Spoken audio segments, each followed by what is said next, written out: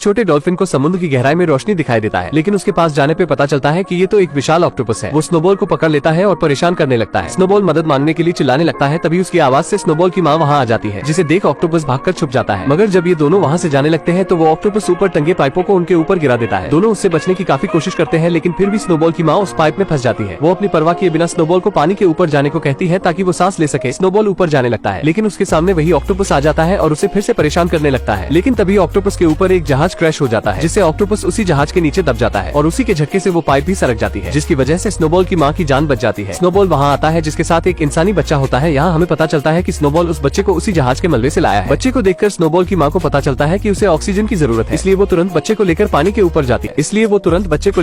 ऊपर जाती है। इसके बाद हम समुद्र के कई क्रीचर्स को देखते हैं और इन सभी का एक कछुआ सरदार होता है। सरदार को उस बच्चे की मासूमियत देखकर उसे समुद्र में रहने की इजाजत दे देता है। इसके बाद स्नोबॉल की माँ उस बच्चे का नाम लुकस रखती है। समय बीतता है और हम स्नोबॉल और लुकस को देखते हैं, जो अब बड़े हो चुके हैं और वो हमेशा हंसी खुशी खेलते रहते हैं। लेकिन एक दिन स्नोबॉल लुकस को उसकी सच्चाई बता देता है कि वो उसे जहाज के मलबे में मिला था और ये भी कहता है कि तुम डॉल्फिन नहीं हो और न ही कोई क्रिएचर, तुम तो बस एक इंसान के बच्चे हो। ये बात सुनकर लुकस उससे और भी सवाल पूछने लगता है और कहता है तो मुझे उसी जहाज के मलबे के पास ले चलो। लुकस के काफी जिद करने पर स्नोबॉल उसकी बात मान जाता है और दोनों वहाँ पहुँच जाते हैं। लुकस जहाज के मलबे के अंदर जाने के लिए उसका दरवाजा खोलता है और दोनों अंदर चले जाते हैं, लेकिन दोनों इस बात से अनजान थे कि इनकी इस गलती की वजह से सालों पहले कैद हुआ ऑक्टोपस मलबे से बाहर निकल जाएगा और इन्हें पता भी नहीं चलता। तभी लुकस को एक लॉकेट मिलती है। लुकस उसमें लगी फोटो को अपनी माँ मानकर उसे रख लेता है और वहीं इन्हें ढेर सारे चमकते हुए प्लांटिस मिलते हैं, जिसे खाने के बाद दोनों अपना होश खो बैठते हैं और खुशी से खेलने लगते हैं। लेकिन स्नोबॉल की माँ को ये बात पता चल जाती है कि स्नोबॉल लुकस को सारी सच्चाई बता चुका है और ये दोनों जहाज के मलबे में भी गए थे। लेकिन लुकस स्नोबॉल की माँ से गुस्सा हो जाता है, क्योंकि उन्होंने उससे ये बात छिपाई थी। इसलिए लुकस को लगता है कि उसकी असली माँ उसे जहाज के मलबे में मिल सकती है और लुकस स्नोबॉल के साथ वहाँ पहुँच जाता है। लेकिन तभी वहाँ स्नोबॉल की माँ आ जाती है, जो उन्हें वहीं रुकने को कहती है और खुद की जान खतरे में डालकर मलबे के अंदर लुकस की माँ को ढूंढने चली जाती है। लेकिन तभी इसका फायदा उठाकर वो ऑक्टोपस स्नोबॉल की माँ को उसी मलबे में कैद कर देता है। ये दोनों अपनी माँ को बचाने की बहुत कोशिश करते हैं, लेकिन लुकस को ऑक्सीजन की कमी होने लगती है। इसलिए स्नोबॉल की माँ स्नोबॉल को उसे ऊपर ले जाने को कहती है ताकि उसे ऑक्सीजन मिल सके। स्नोबॉल ऐसा ही करता है और कठिनाइयों का सामना करते हुए लुकस को बचा लेता है। इसके बाद ये दोनों अपने कबीले के सरदार के पास जाते हैं और उन्हें सारी बात बताते हैं, लेकिन उन्हें लगता था कि वो तो सालों पहले ही मर चुका है। तभी वहाँ वो ऑक्टोपस आ जाता है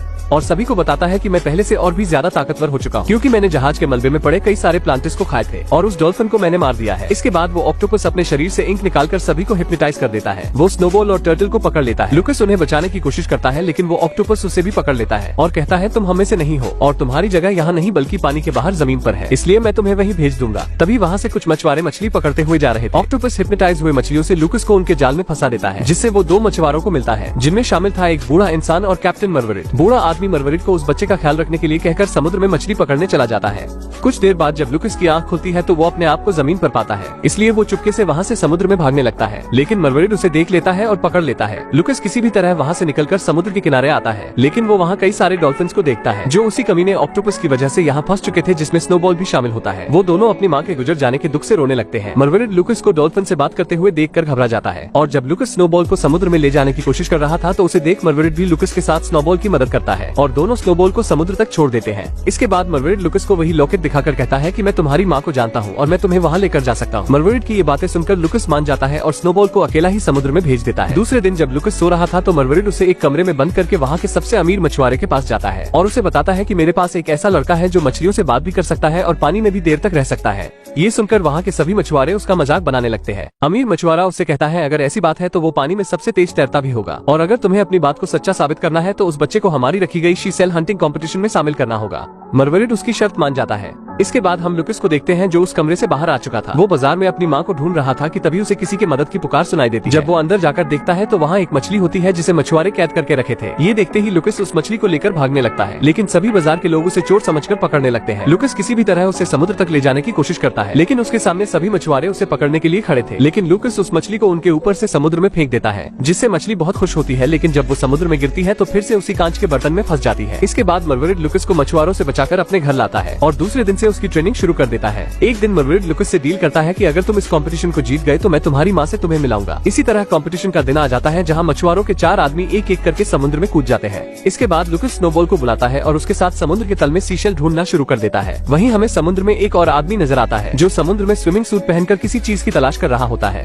और उसे लुकस का वो लॉकेट मिल जाता है। वहीं मछुआरों के चारों आदमी फटाफट ढेर सारे सीशेल ढूंढ लेते हैं और जब सीशेल को गिना जाता है तो लुकस उनकी बराबरी नहीं कर पाता क्योंकि वो बहुत ही कम सीशेल ला पाया था, जिस वजह से मरवीड ये शर्त हार जाता है और शर्त के अनुसार उसे मछुआरे के नाव पर काम करना पड़ेगा। लेकिन उनके जाने के बाद मरवीड को पता चलता है कि लुकस द्वारा पाए गए सभी सीशेल में कीमती मोती हैं। ये देखकर मरवीड खुशी से झूम उठता है क्योंकि इन मोतियों से वो करोड़पति बन सकता है। लेकिन तभी वहाँ एक हुक आकर उनके नाव पर फंसता है, इसलिए मरवीड मोतियों को बचाने के लिए उन्हें निगल जाता है। उतने में एक लकड़ी आकर उसके सर में लगती है जिस वजह से वो बेहोश हो जाता है और आँख खुलने पर मरवीड और लुकस खुद को बड़ी जहाज पर पाते हैं जहाँ उन्हें 3 महिलाएं दिखती हैं। वो मरवीड को डराकर उन मोतियों के बारे में पूछती हैं, लेकिन उन्हें पता चलता है कि मरवीड मोतियों को निगल चुका है, इसलिए वो दोनों को लेकर एक आइसलैंड पर जाते हैं जहाँ उनकी रानी रहा करती है, जो कि एक बूढ़ी औरत है और वो एक गुफा में जादुई सूप तैयार कर रही थी, इसलिए उन्हें उन मोतियों की जरूरत थी जो मरवीड निगल चुका है। लेकिन वो मरवीड को देखते ही पहचान जाती है क्योंकि 10 साल पहले मरवीड एक औरत को इस बुढ़िया के पास लाया था। असल में जो प्लेन सालों पहले क्रैश हुआ था उसमें लुकस और उसकी माँ भी थी। मरवीड किसी तरह लुकस की माँ को तो बचा लेता है, लेकिन बाकियों का कुछ पता भी नहीं चला और तब से वो बूढ़ी औरत लुकस की माँ का ख्याल रखती थी। लेकिन इतने वर्षों बाद भी लुकस की माँ के हालत में कोई सुधार नहीं आया था। वो सभी ये सोच ही रहे थे कि उन्हें क्या करना चाहिए। इतने में वही बूढ़ा व्यक्ति वहाँ आ जाता है जिसने लुकस का वो लॉकेट पाया था। वो उन्हें कहता है कि जो प्लेन क्रैश हुआ था उसमें एक केमिकल भी था और सिर्फ वही केमिकल लुकस की माँ को ठीक कर सकता है, लेकिन उसे वहाँ से केवल लुकस और उसका डॉल्फिन ही ला सकता है। लुकस ये सुनते ही अपनी माँ के लिए वो केमिकल लाने के लिए तैयार हो जाता है और रात में जब सब सो रहे थे तो लुकस उस बूढ़े आदमी के साथ समुद्र में उस केमिकल को लाने के लिए निकल जाता है। समुद्र के अंदर जाने पर लुकस को पता चलता है कि उस कमीने ऑक्टोपस के इंक के कारण पूरे समुद्र के जीव धीरे धीरे उस ऑक्टोपस के गुलाम बनते जा रहे हैं। लुकस किसी भी तरह उस ऑक्टोपस से चिपटे हुए उस जहाज के मलबे तक पहुंच जाता है और उस केमिकल को ढूंढकर उस बूढ़े मछुआरे को दे देता है। लेकिन केमिकल को पाते ही वो मछुआरा लुकस को अपनी असलियत बताता है कि वो कई सालों पहले से इस केमिकल की तलाश कर रहा था और वो लुकस के परिवार के साथ उस केमिकल को तैयार किया था जो किसी भी जीव को बहुत ही शक्तिशाली बना सकता है और इसी कारण तुम्हारे पिता की मौत हो गई, जिससे लुकस की माँ समझ गई कि ये इंसानों के लिए कितना खतरनाक हो सकता है और ये किसी गलत हाथों में ना पड़ने पाए। लेकिन ये बूढ़ा इंसान उस केमिकल से खुद को पावरफुल बनाना चाहता था, इसलिए लुकस की माँ किसी भी तरह प्लेन से निकल जाती है। लेकिन ये बूढ़ा इंसान उस प्लेन को ही क्रैश करवा दिया था। इसकी बातें सुनकर लुकस उस पर गुस्सा होता है और उसे मारने के लिए आगे बढ़ता है, लेकिन वो बूढ़ा इंसान उस केमिकल को समुद्र में डाल देता है और उसे वो कमीना ऑक्टोपस पी लेता है, जिससे वो बड़ा और खतरनाक हो जाता है। इसलिए वो उस मछुआरे का पालतू बन जाता है। वो लुकस को मारने के लिए उस पर गोली चलाता है, लेकिन तभी स्नोबॉल वहाँ आ जाता है और लुकस को बचाकर समुद्र के किनारे लाता है। लेकिन जल्द ही स्नोबॉल भी हिप्नोटाइज हो जाएगा क्योंकि उसके अंदर इतनी क्षमता नहीं है कि वो उस इंक से बच सके। ये सुनते ही वो बूढ़ी औरत उसी जादुई सूप को मंगवाती है और उसे स्नोबॉल को पिलाती है, जिससे वो बिल्कुल ठीक कर देती है। और अब तक वो ऑक्टोपस पूरे समुद्र में अपना इंक फैला चुका था और इसे खत्म करने के लिए ये लोग ढेर सारे जादुई दवा को समुद्र में डाल देते हैं। इसके बाद लुकस और स्नोबॉल उस ऑक्टोपस से लड़ने के लिए समुद्र में चले जाते हैं और कुछ बचे हुए डॉल्फिन्स भी इनका साथ देने के लिए आ जाते हैं, जिन्हें वो टर्टल लाया होता है।